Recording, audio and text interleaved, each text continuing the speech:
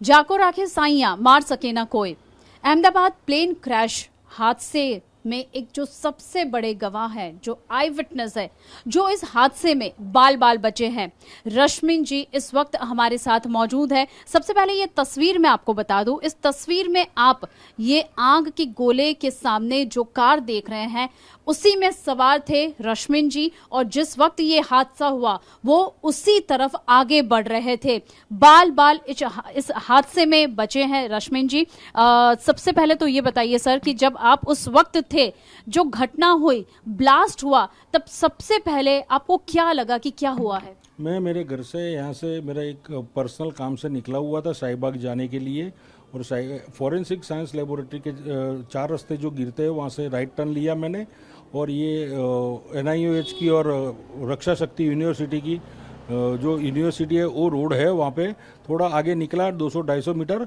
तो मैं 200-250 मीटर आगे निकला, तुरंत ब्लास्ट हो गया। तो मैंने मेरी गाड़ी में ब्रेक मार दिया। तो मेरी गाड़ी के ऊपर जलता हुआ कुछ मलबा प्लेन का बहुत खराब परिस्थिति में मेरे गाड़ी पे कांच के ऊपर, बोनेट के ऊपर पेट्रोल के साथ जला हुआ पेट्रोल भी गिरता था, और ब्लास्ट हुआ तो मैंने ब्रेक मार दिया था।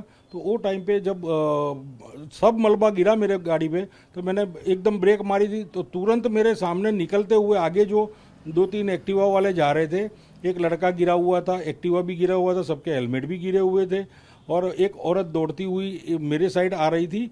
मैं गाड़ी सीधी लेके जा रहा था। अब मैंने सोच लिया, और मेरे में कुदरत ने क्या वो डाल दिया, तो मैंने गाड़ी तुरंत रिवर्स कर लिया।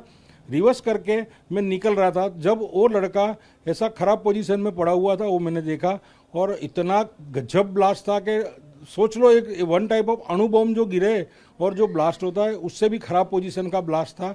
50 फुट के अंतर में था मैं, और वहाँ से मैं रिवर्स गाड़ी लिया। रिवर्स लेके जैसे निकला तो वही टाइम पे दूसरा बिल्डिंग जो टूटा था उसका मलबा वो भी गाड़ी पे गिरा, और तुरंत मैंने वहाँ से गाड़ी को फास्ट भगा लिया और मैं वहाँ से निकल गया। काफी बड़ा धमाका हुआ था, आपने सुना? क्योंकि इसका जो धुआं था, काला गुब्बार जो है वो आग का कई किलोमीटर दूर तक देखने मिल रहा था। आवाज कितनी भयानक थी! आवाज़ तो भयानक आई। वो भयानक आवाज़ के बाद मैं वहीं से गाड़ी रिवर्स ले लिया। तो फिर जो धुआं है, धुआं नहीं, मैंने तो आग देखा हुआ है वहाँ पे। धुआं तो 5-10 सेकंड के बाद निकला होगा। अगर मैं 2-3-4 सेकंड जो जल्दी पहुँच गया होता वहाँ, तो वो आग में मैं भी जल चुका होता, मेरी गाड़ी भी जल चुकी होती। मैं आपके सामने अभी नहीं मिलता।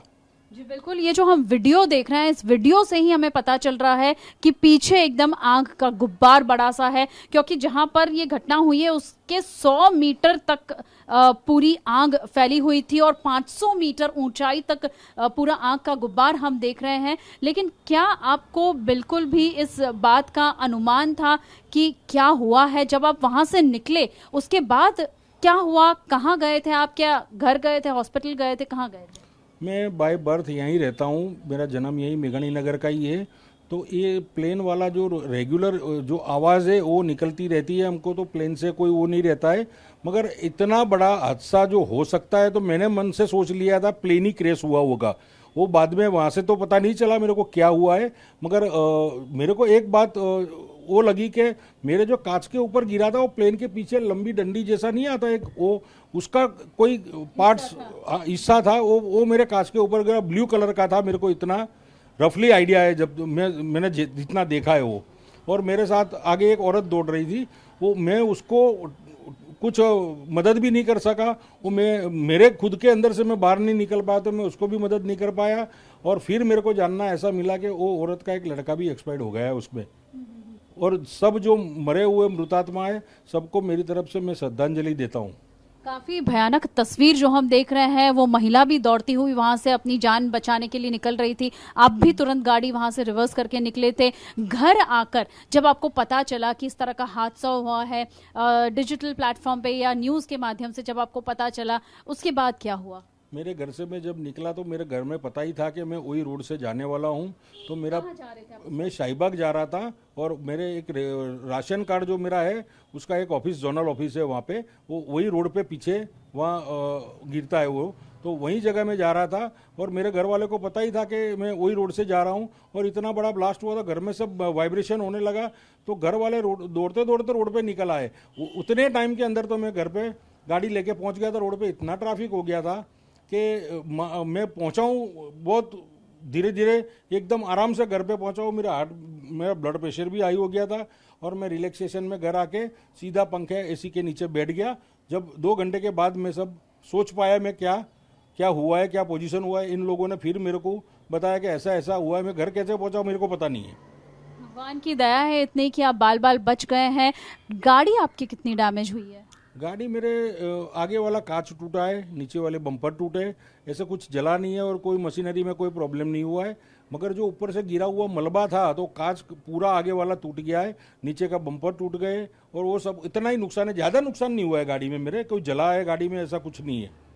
जी, बहुत बहुत शुक्रिया हमसे बात करने के लिए। तो जिस तरह से रश्मिन भाई बता रहे हैं अपनी आप बीती, किस तरह से उनकी धड़कनें तेज हो गई थी, किस तरह से वो भयभीत हो गए थे और उस वक्त उन्हें कहीं ना कहीं इस बात का अंदाजा था, जिस तरह का धमाका उन्होंने सुना था और खास करके एयरपोर्ट के बिल्कुल पास ही है, नजदीक है इनका घर। तो फ्लाइट्स की आवाजें जो है वो इनके लिए रोज इनके लिए ये काफी हैबिचुएट है और इस तरह की आवाजें वो सुनते रहते हैं। लेकिन जब हादसा हुआ तो इन्हें कहीं ना कहीं ये अंदाजा हो चुका कि ये फ्लाइट ही यहाँ पर प्लेन क्रैश हुआ है।